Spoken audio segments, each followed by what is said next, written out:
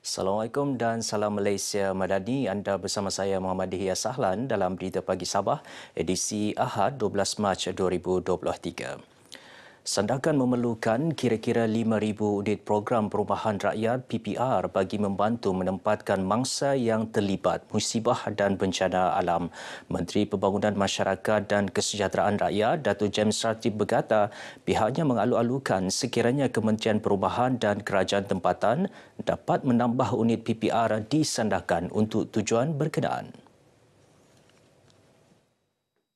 Ia sekaligus berupaya mengatasi masalah setinggan selain memberikan tempat tinggal yang lebih selesa kepada golongan memerlukan. Mengikut statistik kita terima daripada Majlis Perbendaharaan Sandakan MPS bahawa di Sandakan ini saja kita kekurangan lebih kurang 5,000 perumahan PPR. Lebih kurang 5,000. Kita memerlukan 5,000 PPR ni.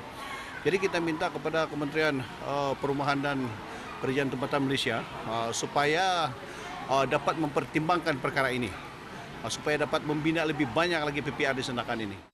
Beliau ditemui media semasa mengadakan lawatan ke Pusat Pemindahan Sementara PPS Dewan PPR Batu Sapi Sandakan yang menempatkan penduduk terjejas kebakaran di Kampung Cenderamata baru-baru ini. Datuk James berkata, kerajaan negeri akan memberi bantuan sewajarnya kepada penduduk yang terkesan dengan musibah di perkampungan itu. Pada masa sama, beliau juga meminta pihak berkaitan untuk menambah tempoh masa seminggu bagi penduduk berlindung di PPS itu sementara mencari tempat tinggal. Terdahulu, Datuk James mendengar taklimat berkaitan bencana kebakaran penempatan atas air Kampung Cenderamata di Dewan Persidangan Majlis Perbandaran Sandakan. Taklimat disampaikan Setiausaha Perbandaran MPS Irman Tajuddin Edi, Sekretariat Jawatankuasa Pengurusan Bencana Daerah Sandakan dan Penolong Pengarah Operasi Jabatan Perkhidmatan Kebajikan Am Sabah Ali Hassan Kahar. Isu bekalan air bersih dan pendatang asing tanpa izin parti antara yang dibangkitkan dalam sesi libat urus Parlimen Sepagar.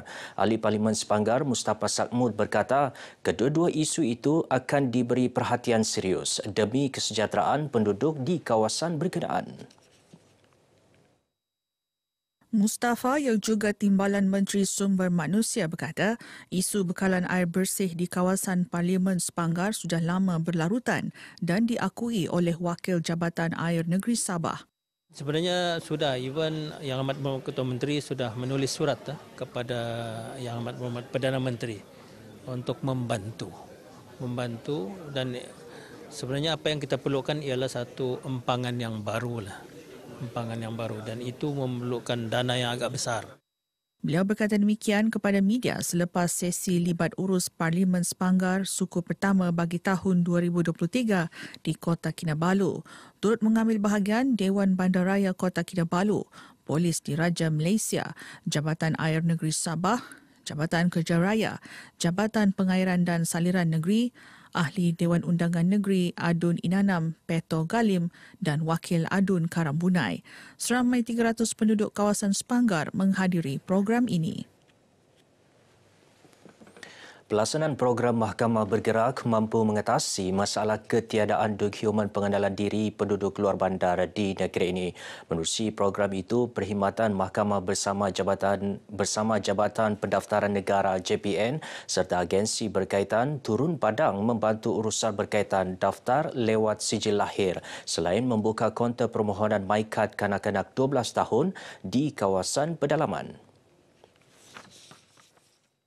Program Mahkamah Bergerak berlangsung di kawasan Kalabakan ini menyasarkan penyelesaian 51 pemohon daftar lewat sijil kelahiran termasuk pemohon MyKad 12 tahun di 8 buah kampung iaitu Kampung Rancangan Kalabakan, Ulu Murut Kalabakan, Kampung Murut, Berantian, Felda Umas, Luasong, Brumas dan Kampung Serudong Laut. Program ini akan memudahkan ataupun jadi pemudah cara kepada penduduk di daerah Kalabakan untuk menyelesaikan masalah-masalah sijil daftar lewat itulah. Ya, berdasarkan saya punya semakan yang permohonan mereka ini memang sungguh ramai. Di daerah Kalabakan ini ada daerah yang tercicir, daerah yang di pedalaman yang kebanyakannya penduduk di sini bekerja sebagai pekebun dan nelayan saja. Jadi dorang ni kebanyakannya susah berurusan di bandar. Pendaftaran lewat anak-anak yang masa PKP tahun lalu begitu. Ya, jadi saya berterima kasih pada pihak kerajaan lah, terutama sekali Mahkamah, JPN sudah datang untuk menjayakan program ni lah tuan. Sangat-sangat membantu untuk orang-orang di pedalaman lah, macam orang-orang kampung, untuk memudahkan lah, macam anak lewat daftar, terutama sekali time PKP kan ramai yang lewat daftar sebab slot banyak yang penuh. Jadi program begini macam memang banyak-banyak membantu untuk masyarakat-masyarakat yang jauh dari bandar lah macam kami. Mereka ditemui pemberita semasa program Mahkamah Bergerak Daerah Kalabakan di Dewan Felda Tengah 1 Kalabakan. Sebanyak 6 jabatan dan agensi terlibat program ini iaitu Mahkamah Kota Kinabalu, Mahkamah Magistrat Tawau, Jabatan Bantuan Guaman, Sabah Law Society, JPN dan Jabatan Hal Ehwal Agama Islam Negeri Sabah, JAHINS. Masjid Bandaraya Kota Kinabalu MBR terus komited menyantuni dan memperkasa golongan asnaf dan fakir sekitar Bandaraya Kota Kinabalu. Ia melalui program mingguan Kenduri Jumaat dengan menyampaikan sedekah dan bakul makanan kepada golongan terbabit. Pengerusi MBR, Datuk Abdul Jamal Tun Sakharan yang ditemui RTM berkata, program seumpama sebagai usaha mengimarah dan memasyarakatkan masjid seperti dianjurkan Nabi Muhammad. Katanya, kenduri Jumaat mula dilaksana sejak 2001 dan hanya terhenti seketika berikutan pelaksanaan Perintah Kawalan Pergerakan bagi membendung penularan wabak COVID-19. Punya pelbagai program dan di antara program yang menyertai juga ialah program membela, membangun dan memajukan golongan asnaf yang mana kita adakan setiap pada hari Jumaat, iaitu beberapa program untuk golongan asnaf ini. Menurut Datuk Abdul Jamal, selain itu MBR turut menyediakan peluang perniagaan kepada golongan asnaf di tapak disediakan di sekitar masjid selain diberi peluang mengikuti latihan kemahiran secara percuma.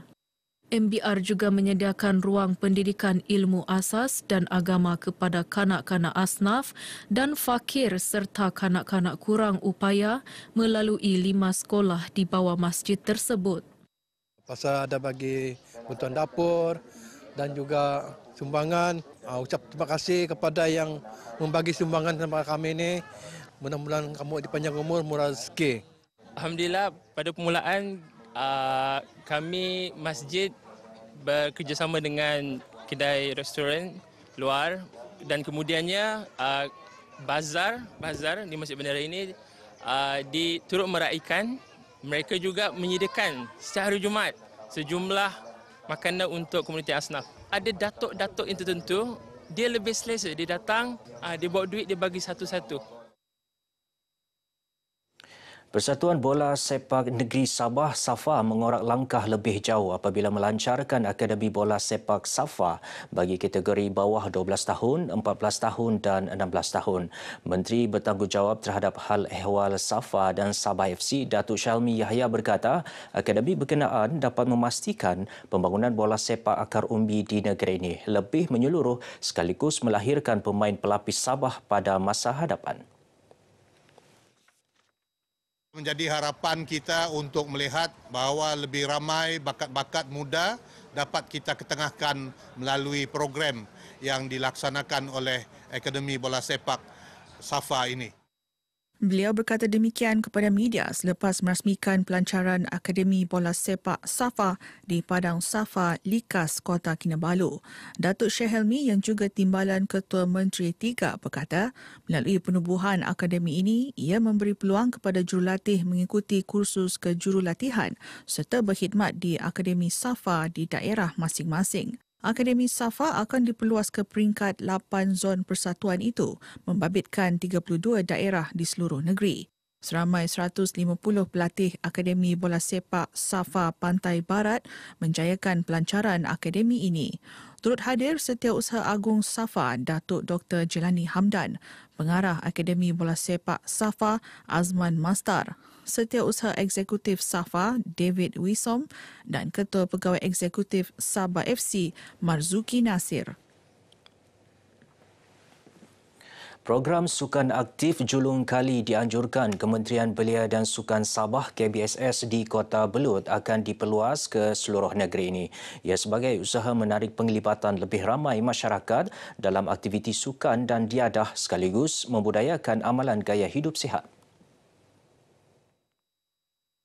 Pembantu Menteri Belia dan Sukan Datuk Fairuz Rendan berkata, bagi merealisasikan cadangan itu, satu perbincangan akan dibuat di peringkat KBSS. Kita akan laksanakan ke daerah-daerah lain juga, bukan hanya di Kota Belud, maka insyaAllah akan datang kita akan berbincangkan bersama kementerian juga, insyaAllah akan datang kita akan gerak, kita akan adakan juga di beberapa daerah lagi dalam masa terdekat ini.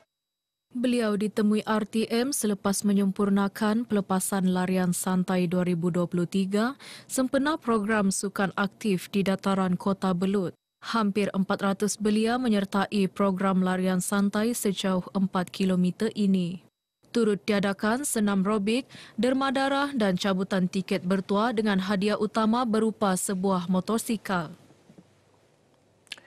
Perlawanan Persahabatan 10 Pin Bowling College Teknologi Yayasan Sabah KTYS bersama RTM berlangsung santai di sebuah pusat bowling di Kota Kinabalu. Hadir sama Ketua Eksekutif KTYS Haji Samin Ongkim.